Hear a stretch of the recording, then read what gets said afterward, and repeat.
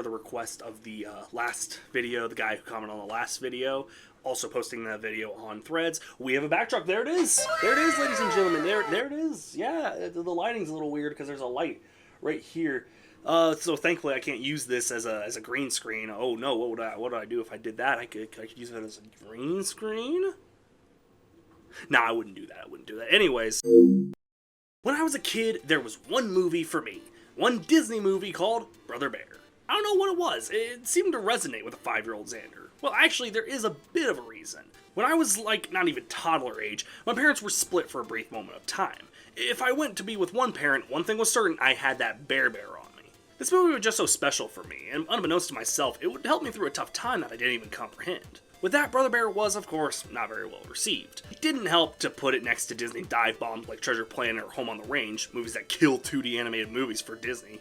That worked out. Who knew my voice would be this low? We're having seared goat and mashed potatoes, bitches! Brother Bear, I'll be the mature one and simply say, it's not the greatest Disney movie out there. But looking back on, especially since my parents decided let's have a movie night for the films I grew up with, I do think people judge it way too harshly. With a decent heart and absolutely gorgeous visuals for 2003, I do think people judge Brother Bear like it's supposed to be the next big thing. Sure, the bear thing is weird, but the plot and humor really is alright. There is no trading. Not top-notch Disney, since it, of course, followed one of my favorite Disney movies, Lilo and Stitch, but considering the other Disney movies I grew up with and actively called good, Brother Bear holds up surprisingly well. Like anything Disney touches, however, they tried to make it a franchise. There was the sequel in 2006. I know I should question why Disney had the audacity to make a Brother Bear 2, but they also made a Pocahontas 2 and a Hunchback of Notre Dame 2. That's a dumb question. It looks like you're wearing a really big hat. It's a brass beret, a 2-ton topper. That's so funny, guys! It's a funny joke! There was one Disney sing-along DVD with Rut and Took as the segues to each song. Calm down, I'm still here. I'm still here. Walt is rolling this goddamn great. That's about as smooth as this. Well, Took, I gotta say, hey, you've been a really good friend to me, eh? I appreciate that, eh? I mean, you know, it's my duty as your brother and your friend to make sure that we are good friends, eh? And that we're not gay for each other, eh? What'd you say, eh? Nothing, it's stupid, eh? We're brothers, right? I know, eh? No, it's, you know. I don't actually, I gotta be honest. The internet's into some weird shit, eh? Yeah, I can't really condone that, eh? I mean, let's just stick to being brothers and friends, alright? Just friends.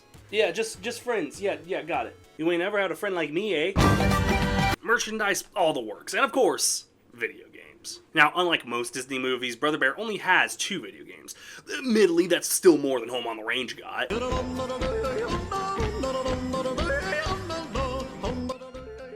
Yeah! There was one for the Game Boy Advance, which I did play, but the one I decided to talk about was the one for the PC. My family didn't have a PC back in the day, and this was a strictly PC game, no console release at all, which is such a bad choice for Disney. Why do you think most people remember the Cars games or the Toy Story games? I mean, most people remember them, and most people got to play them because they were released on multiple consoles. So today, I'm gonna take a look at this game. Let's get to it. So the first thing I'll say is this game was made for older PC systems. It is impossible.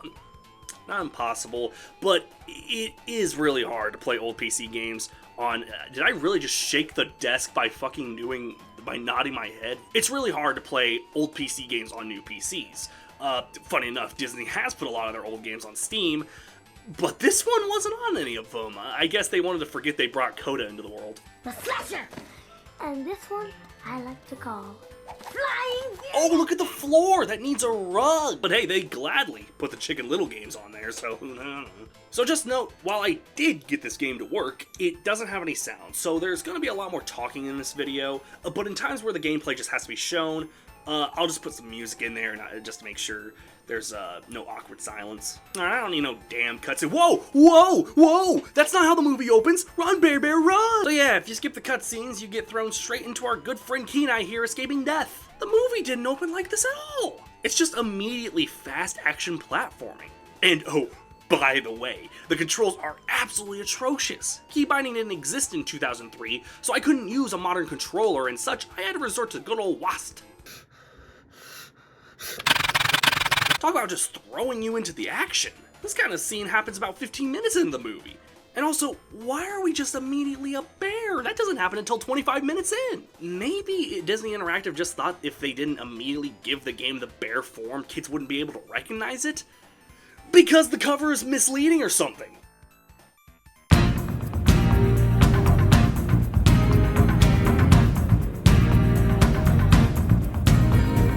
What the hell is that? Yeah, something I immediately picked up on even before I played the game. I'm talking Googling images for the thumbnail. I picked up that the modeling was not exactly the greatest. It's goofy, man. Kenai looks like he experienced 3 world wars, Koda's a creepy little bastard, and Nahi does nothing like in the movie. And the whole game just moves at such a weird pace, especially when we get to the later gameplay, the way the characters move is just slightly off. We get to doing some actual stuff in the game that, I don't know, isn't Kenai living goddamn 2012, and I soon realized another problem with the game. The camera doesn't move with the character. 2003, people! That was a normal thing in video games at that point. Oh wait, you can turn the camera, you just gotta use the arrow keys.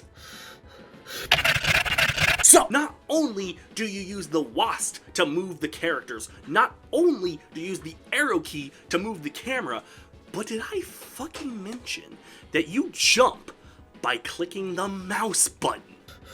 Actually, computer mice aren't that cheap. The basic idea of these honeycombs is to collect them. Huh. The purple bushes will make you itch like crazy? Okay, I guess I gotta trust you, Koda.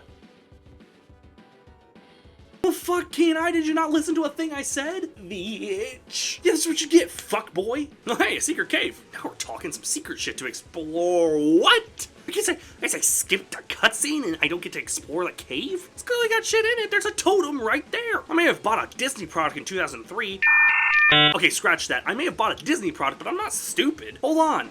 Is Koda explaining how totems work to me? Hey, you annoying little shit, I'm the one who knows that. I'm legit I'm dead! You are a dumb little bear cub. I am walking Phoenix.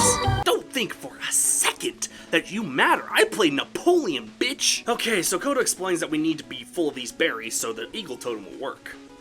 That is so unnecessary. I can just get up there regardless. Cool, whatever. Give the game some personality. Alright, well, we got the eagle totem. What?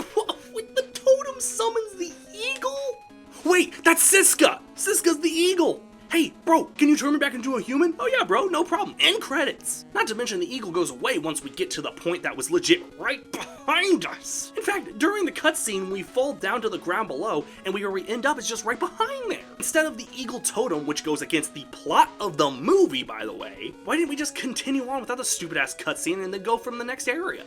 I'm not trying to complain that the game introduces the totem element, which is a cool element, but introduce it more fluently, and more importantly, use anything but the eagle totem. Okay, so for no explainable reason, we're racing Koda now. No reason, he's just an annoying little shit. And this race is something I'm sorry? What happened? I hit the water and now I'm back here? I fell into the water before. Was that water infested with some bear-devouring evil bacteria? And now I have to go through the eagle totem shit again. The race is beyond annoying, because remember, alongside the annoying controls and atrocious camera, I have to keep up with jumps using the mouse button. Guess what? I don't have my hand on the mouse because some psychopath decided to make the jump button the mouse button. Actually, something I went back and saw is that there is an auto jump option.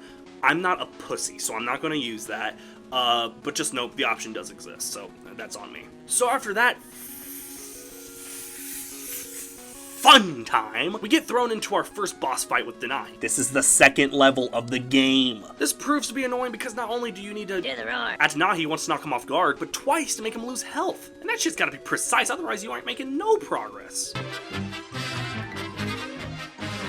Yeah, keep trying. Keep trying that, Kenai. You're doing something there. You're getting somewhere. Maybe your brain will finally start fucking working. What is this Looney Tunes shit? That's not how any of the characters move in the film. Everything is so slippery. No, speaking of slipping, look, slide level. Don't worry, every game in this era had a slide level. Super Mario 64 changed video games for the absolute worst. So the cool, wacky twist here is that we collect snowballs to try to beat Koda's score. I mean, he's just a cub. I'll go easy on him. Weezy out of here. Do I want to race again? Do I want to race again? They thought the slide level, a level that, even if it was well done in the game it was in, was, regardless, in every game from 1996 to 2005, would drive up the replayability. Hell, that's what's advertised on the cover art. I, in fact, do not want to race again. Moving on. So after that shit, we get a cutscene. Wait, was my Runt and Took being gay for each other bit from earlier canon? Look at how they're looking at each other. They fucking. Okay, yeah, so the game froze like this. No matter what I did, alright, no biggie. I'll just exit the game, go back in. After all, autosave had to be a thing in 2003, right? What do you mean there's no autosave? Bubsy 3D had an autosave feature. What was stopping this? So, guess where it saved to? The Eagle Totem? Okay, no, I'm done. That was the most atrocious game I have ever played. To call it one of the worst games of all time is probably just not true, but the mixture of terrible controls, one of the single worst game cameras I've ever seen, and just such awkward gameplay definitely doesn't reflect what is honestly a decent film in my opinion. With some Disney games, they definitely hit the mark, but this one falls short. And until next time, me and Mater will see you later. Oh, fuck!